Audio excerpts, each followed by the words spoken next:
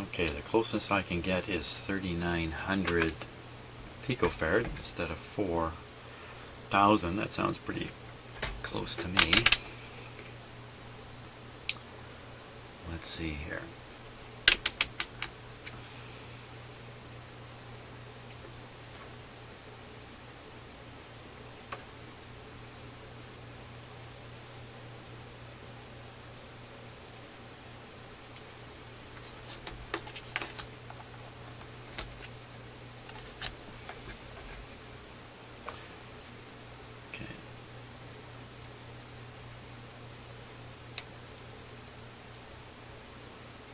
So it's supposed to be a 3.9. It says 3.8 on this reading, and I'm really looking for a 4, but I'm not going to get any closer than this.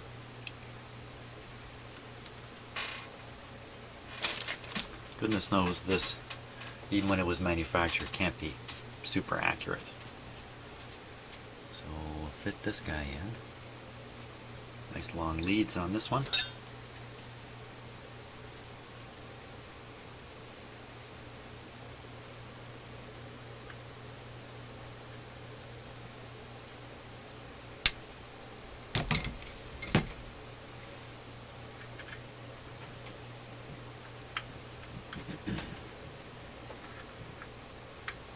Oops.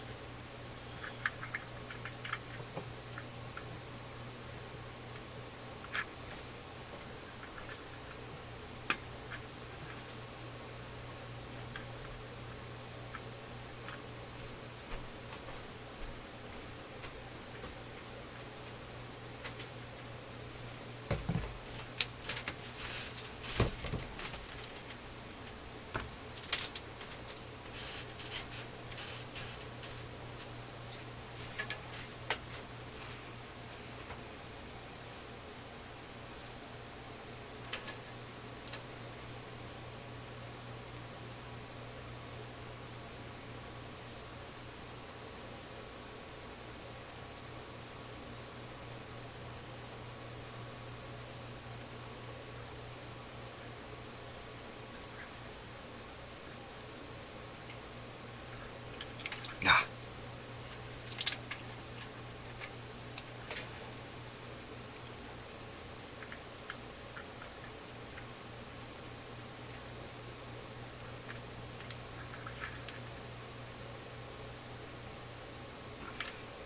Phooey.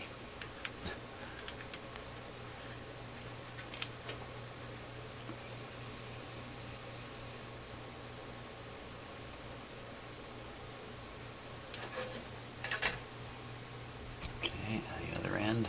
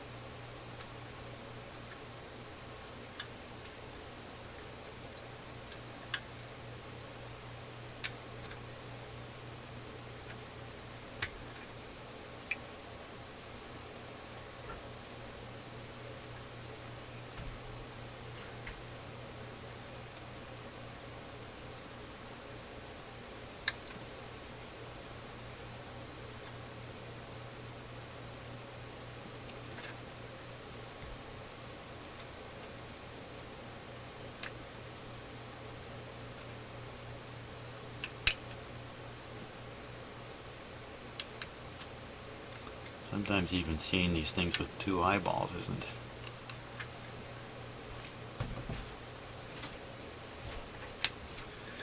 isn't enough. Okay.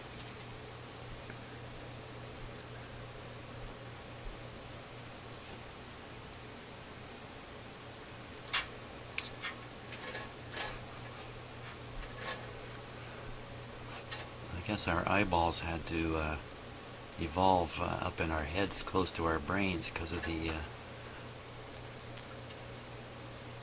high volume of data being transmitted from your eyeballs into your brain. You can't have it far away. That would never work. Such as having your eyeballs in your fingertips. There we go. That would be spooky, wouldn't it?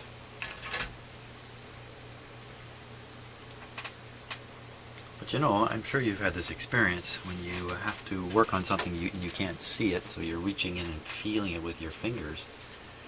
In your head, you're still generating images from the sense of touch in your fingers. I'm sure people who are blind do this all the time. The images they get in their head are coming from tactile touching and stuff. Tactile touching. Okay, now, what are the chances that that's all it's going to take to make this local oscillator oscillate again? I'm really quite suspicious of the tube itself, which can maybe create an oscillation at the lower frequency for the local oscillator for the AM side, but just can't muscle up enough to generate the higher frequency oscillation that's required for shortwave. Well, there's only one way to find out. He says, let's fire it up and we'll see what happened here.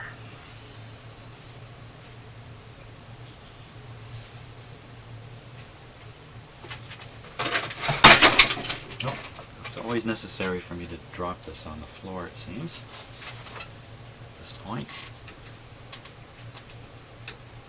It's my little tray of scope connectors and the like.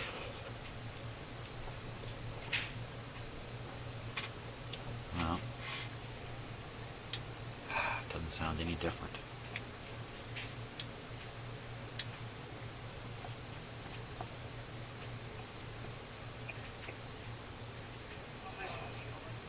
We can expect from the Pope's visit to the United States this year. Have a blessed Tuesday. We'll talk to you tomorrow on a Wednesday. Remember, we love you. God loves you. Huh. Well, that's a good sign.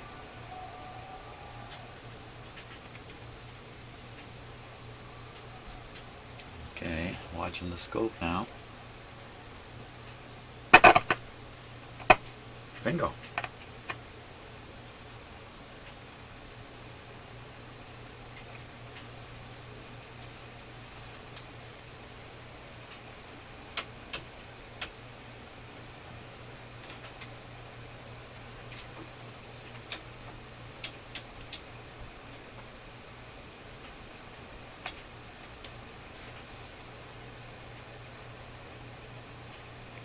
There it is. So there's the local oscillator now. To prove it, I'll tune it. Oh, look at that. Huh, that's interesting. Okay, so I'm up at the top. Am I at the top? I'm at the top of the scale. I'm at 18 megahertz, and you can see the oscillator has weakened. It's much weaker than the AM one. I was tuned down. It gets stronger. Why is it jumping around there a bit?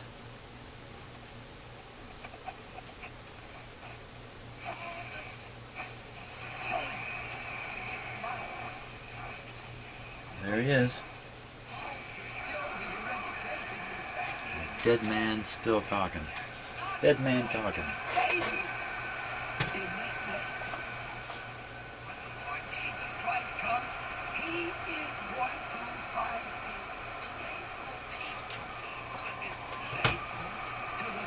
Well, hats off to Doug, who suggested that capacitor may be the cause of the lack of short wave. Bingo.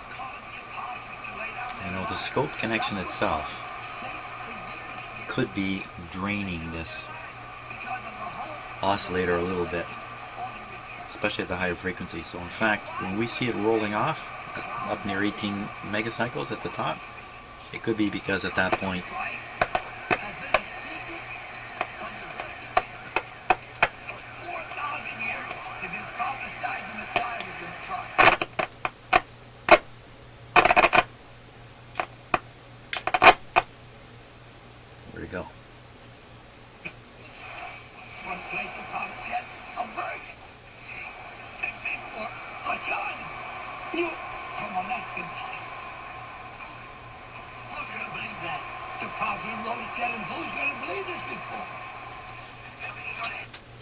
So we'll go back up to the high frequency where it's rolling off badly. And where are we exactly anyway? We're up 17, 18, you know, there's not much up there anyway on shortwave.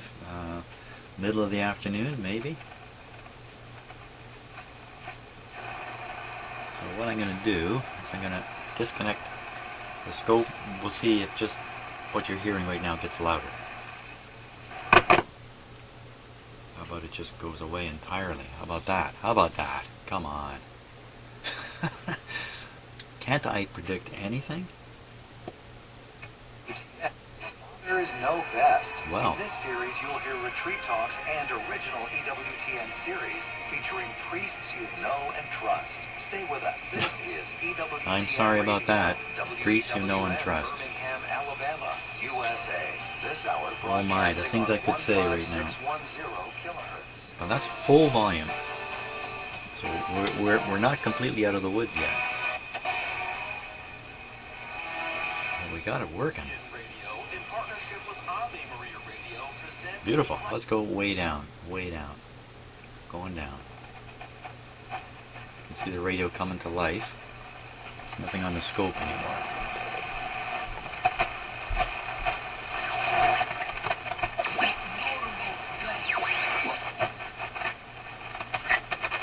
Just keeps getting louder.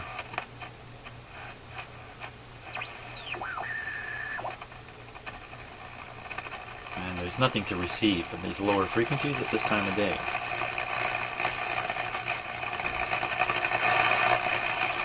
Except a bunch of noise. Which might even be there because the radio sensitivity just keeps getting better and better and better as you go down.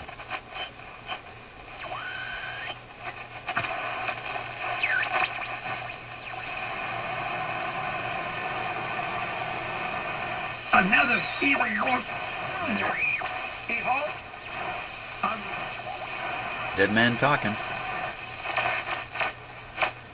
He's all over the shortwave band. Like a real ghost. There he is again.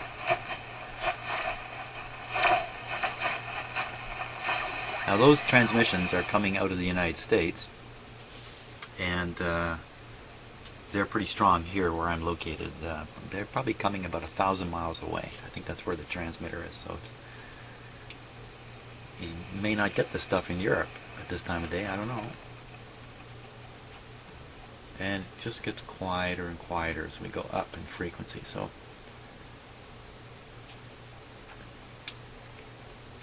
it's working weekly. Now, hey, let's test that capacitor. Let's test this capacitor here. See what we get out of it. First we'll try it with this. I think I'm going to shut the radio off before I stick my fingers in it by accident.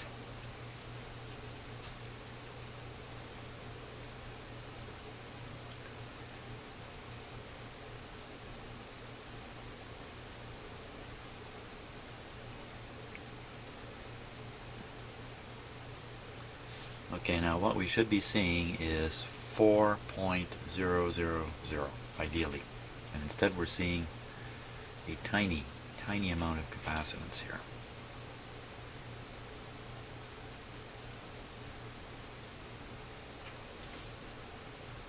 It should be 4 nanofarads, 4.000. So according to this meter, there's no capacitance left. Now remember, I did spin the capacitor on its wire when I was taking it off, and that can ruin it right there.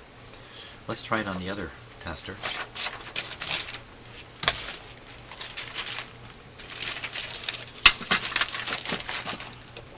So come on over here.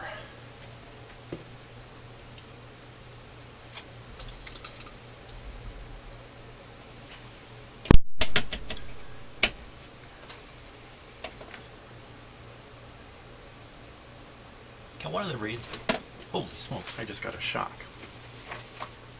You know why? Always good to analyze these things. How did Jim just get a shock? See the scope? See the knee? As I leaned over, my knee just touched this. like that, and grounded me just as I was fiddling around with these terminals.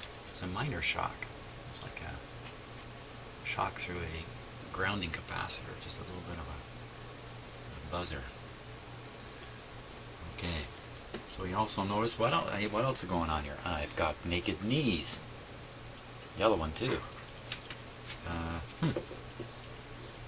Okay, I'll add that to my list of things to be real nervous about. I am pretty much a nervous Nelly when it comes to getting shocks, by the way. A nice mild one like that just kind of reinforces your whole memory there on this kind of thing. So, let's see if we can get a better... Okay, you can see the gap in the eye here. 25 volts. Is it leaky? Not really. Oh, not doing good at 150. So yes, this is a leaky capacitor. Now it's not in a position where it sustains a heavy pressure. I don't think there's any pressure across it, in fact. Any DC voltage. Oh, we better check its capacitance then. With it leaking like that, the capacitance measurement is kind of meaningless. That's what I've sort of discovered, but let's do it anyway and get experience here. So I'm expecting 0.004, so I should find it on this scale. 0.005, 0.001, so it should be right in this area here. Here we go.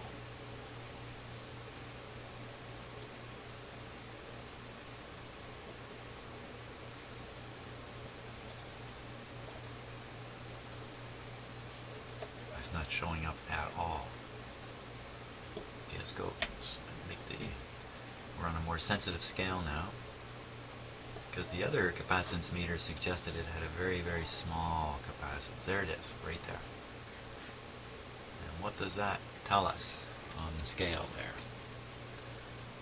0.005. Wow, okay, so on this scale, not too far off. Oh.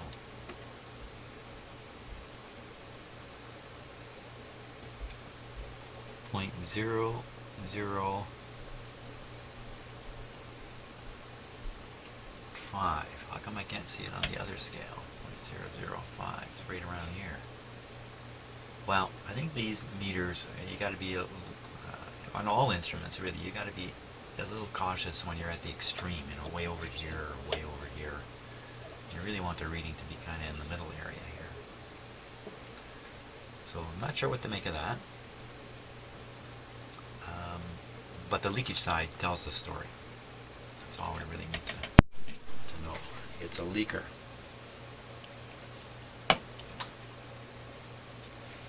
Okay, so I think we did a good improvement there, but we still have low output. And you know, that could be because of even the front end maybe out of alignment. And I'm left with this last question. What about the rest of these capacitors? Now I've taken one out, found it to be really good.